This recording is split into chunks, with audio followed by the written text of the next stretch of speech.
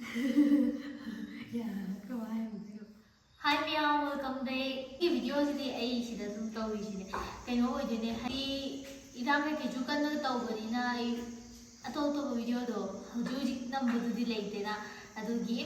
Fhi Sabei ni yo la se. Fhi Sabei khara tam da laga Fhi khara yo laga ne. Pesa ta la se heng un pot yam na ba. Yam iran to bi ai ni. Khoi lam chak to si ha na gi ne bu ko. Anau ba ma le lam chak adu da electric ki oi du ne bu ko. Adu do ai la ke si ha na la ki ge bu ko.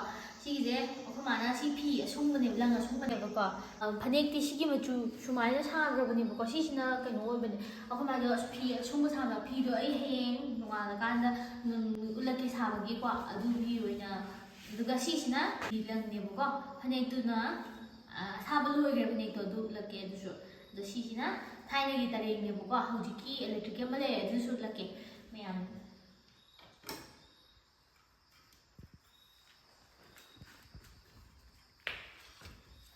tôi sẽ thuộc từ đi ra đi ai là tàu thì bác sĩ bảo anh đi ra khẩn đi tàu thì đúng rồi luôn gọi từ chị nó rồi nó không nhé anh gì không buồn nữa thế chị giờ không mà nó su ra cái này lần chỉ su ra cái chạc mẹ là bên này bố chạc mẹ ba nè khơi chạc tôi thùng anh ấy khơi bẹt à tôi có cooker đấy này cái nó tàu rồi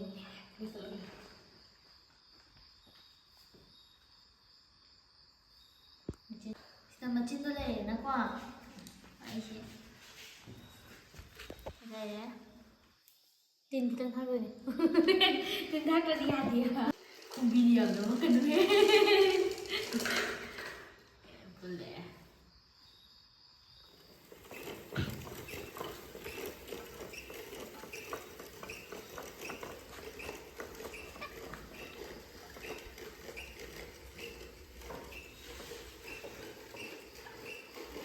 ay sumay na lang sa video. Sino sumay na lang na thay na dis na. Ado ba ay electric ito hap laki ko. Ado di sumay na si pipe ka dan ko. Sige si wa si do sumay na wa dyan na mo di. Ado na si do pa na chak na dre ba hujika.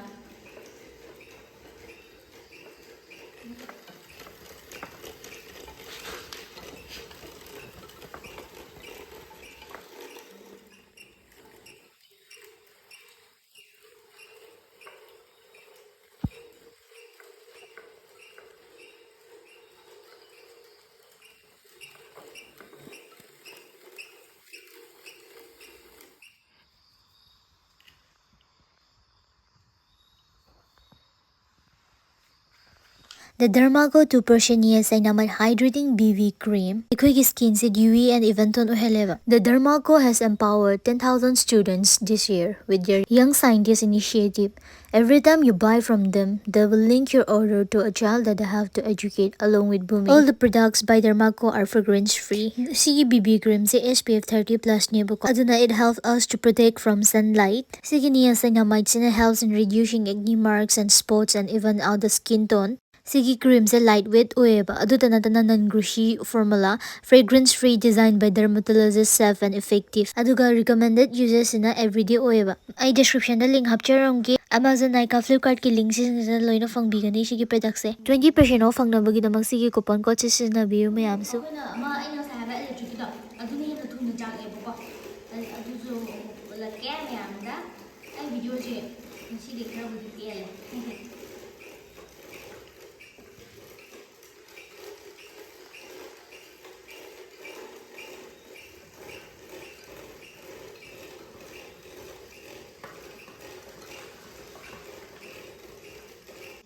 Lang dito pun betul semana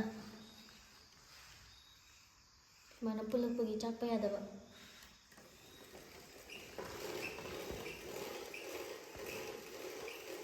Ay thay na pamba pink siya deh. Si pink siya natin. Kita wow na pink tu deh ni apa bisa beli kita. White yang, aduh jadi white na tangay. White. Ay na si pink siya tas na sige si. Kita taman gay kaya sa. Si ni bayam, aduh ga.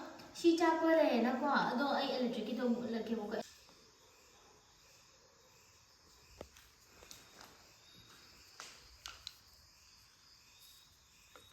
ꯈꯣꯡꯕꯤꯗꯤ ꯅꯝꯃꯛꯀꯅꯨ ꯀꯩꯅꯣ ꯅꯪ ꯈꯜꯂꯤꯗꯨꯕꯣ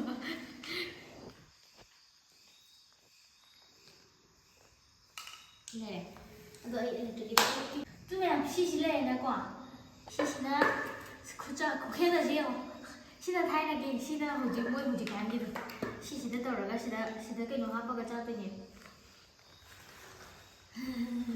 ꯃꯥꯟꯅꯅꯕꯅꯤ two ꯁꯨꯃꯥꯏꯅ ꯇꯧꯔꯒꯅꯦ ꯁꯤꯁꯤꯗ ꯍꯥꯞꯄꯦꯅ ꯑꯗꯨꯒ ꯇꯧꯔꯒ ꯑꯗꯨꯝ ꯁꯤꯗꯤ ꯀꯩꯝ ꯀꯥꯏꯗꯕꯤꯗ ꯁꯨꯃꯥꯏꯅ ꯑꯗꯨꯝ ꯇꯧꯔꯒ ꯆꯥꯛꯄꯅꯦꯕꯀꯣ ꯑꯗꯣ ꯑꯩ ꯃꯌꯥꯝꯗꯣ ꯇꯒꯦ ꯁꯤꯁꯦ ꯑꯃꯨꯛ ꯊꯥꯡꯗꯣꯛꯈ꯭ꯔꯒꯦ ꯍꯣꯏ ꯌꯥꯝ ꯊꯨꯝꯃꯟꯈ꯭ꯔꯦ ꯇꯨ ꯁꯤꯁꯤꯗ ꯁꯤꯗꯤ ꯀꯩꯝ ꯆꯪꯅꯗ꯭ꯔꯦꯗꯅ ꯃꯌꯥꯝ ꯂꯩꯈꯠꯀꯦꯁꯨ ꯌꯥꯏꯕꯀꯣ ꯁꯤꯁꯤꯗ ꯃꯌꯥꯝ ꯊꯨꯕ ꯁꯤꯗ ꯂꯩꯊꯣꯛ ꯂꯩꯁꯤꯟ ꯊꯥꯅꯩꯌꯦꯕ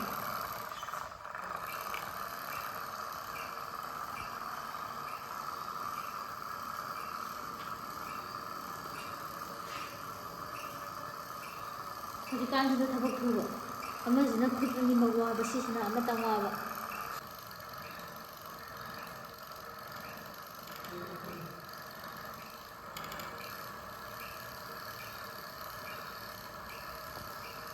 ꯊꯥꯛꯇꯗꯤ ꯌꯥꯗꯕꯩꯅꯤꯀꯣ ꯁꯤꯁꯦ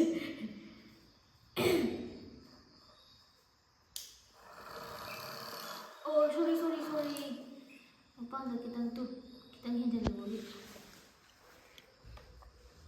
ꯃꯁꯨꯝ ꯊꯣꯛꯀꯦ ꯇꯧꯋꯦ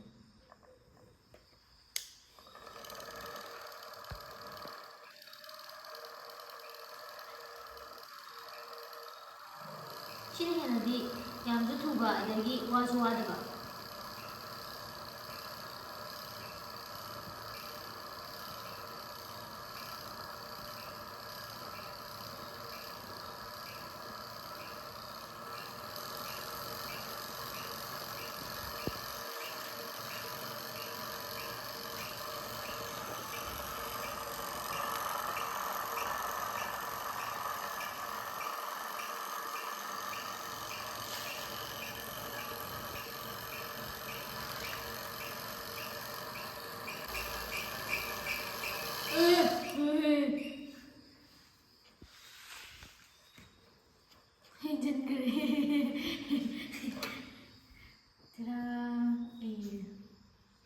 ꯃꯊꯨꯟ ꯊꯣꯛꯄ ꯀꯧꯏ ꯑꯩꯅ ꯍꯥꯏꯕ ꯅꯠꯇꯦ ꯑꯩꯈꯣꯏ ꯃꯥꯅ ꯍꯥꯏꯕꯅꯦ ꯑꯗꯨ ꯁꯤꯁꯦ ꯁꯣꯏꯈ꯭ꯔꯕꯅꯤ ꯑꯗꯨ ꯁꯨꯃꯥꯏꯅ ꯇꯧꯕꯒꯤ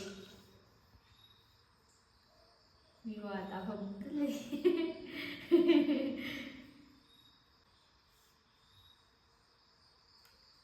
ꯍꯣꯏ ꯌꯥꯝ ꯁꯥꯐꯤ ꯍꯥꯞꯇꯣꯏꯕ ꯁꯨꯝꯕ ꯀꯩꯅꯣ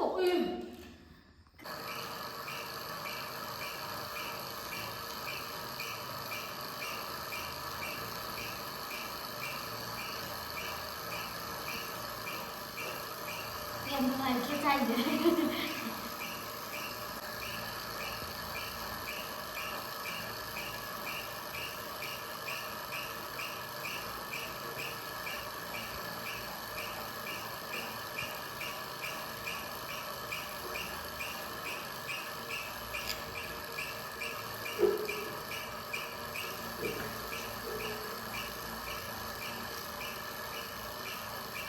ꯑꯩꯈꯣꯏ ꯁ꯭ꯋꯥꯏꯒꯤꯗꯤ ꯐꯅꯦꯛꯇꯣ ꯑꯗꯨꯝ ꯑꯩꯈꯣꯏ ꯄꯨꯂꯞ ꯁ꯭ꯋꯥꯏꯗ ꯑꯗꯨꯝ ꯂꯧꯅꯩꯌꯦꯕꯀꯣ ꯑꯇꯣꯞꯄꯗ ꯌꯣꯟꯗꯦꯕ ꯃꯆꯥ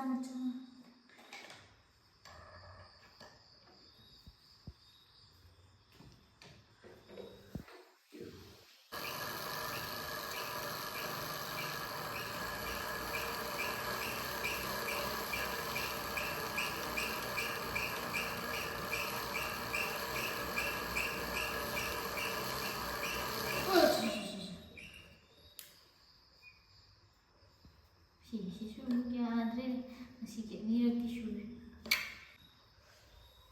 ꯁꯨꯃꯥꯏꯅ ꯂꯣꯏ ꯇꯧꯈ꯭ꯔꯦꯕ ꯑꯗꯨ ꯁꯨꯃꯥꯏꯅ ꯁꯤꯁꯤꯅ ꯁꯣꯏꯕ ꯍꯥꯏꯁꯦ ꯇꯝꯕ ꯉꯝꯗꯦ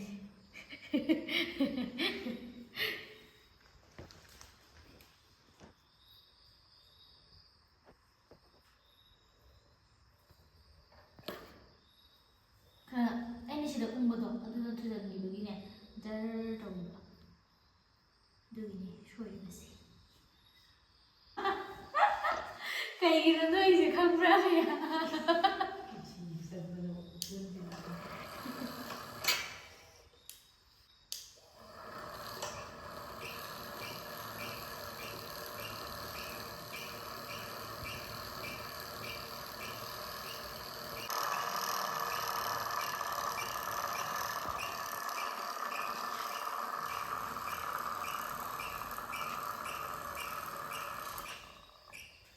ꯂꯣꯏꯔꯦ ꯑꯗꯣ ꯃꯌꯥꯝ ꯉꯁꯤꯒꯤꯗꯤ ꯂꯣꯏꯁꯤꯜꯂꯒꯦ ꯅꯨꯃꯤꯗꯥꯡ ꯑꯣꯏꯕꯅꯤꯅꯅꯦ ꯍꯌꯦꯡ ꯑꯌꯨꯛꯀꯤ ꯑꯃꯨꯛ ꯆꯥꯅꯕ ꯊꯝꯃꯒꯦ ꯑꯩꯅꯕꯨꯗꯤ ꯆꯥꯔꯔꯣꯏ ꯈꯨꯃꯥꯟ ꯆꯥꯔꯅꯤ ꯑꯗꯨꯗꯤ ꯑꯗꯨꯒ ꯑꯩꯈꯣꯏ ꯃꯥꯅ ꯁꯥꯕ ꯐꯤ ꯁꯤꯒꯤ ꯐꯤ ꯑꯁꯨꯡꯕꯗꯣ ꯑꯗꯨꯁꯨ ꯃꯌꯥꯝ ꯎꯠꯂꯛꯀꯦ ꯑꯩꯗꯣ ꯀꯕꯛ ꯇꯝꯕꯅꯦꯕꯀꯣ ꯑꯩꯈꯣꯏ ꯃꯥꯅ ꯁꯥꯕꯗꯣ ꯉꯁꯤꯒꯤꯗꯤ ꯃꯌꯥꯝ ꯕꯥꯏ ꯃꯊꯪꯒꯤ ꯚꯤꯗꯤꯑꯣꯗ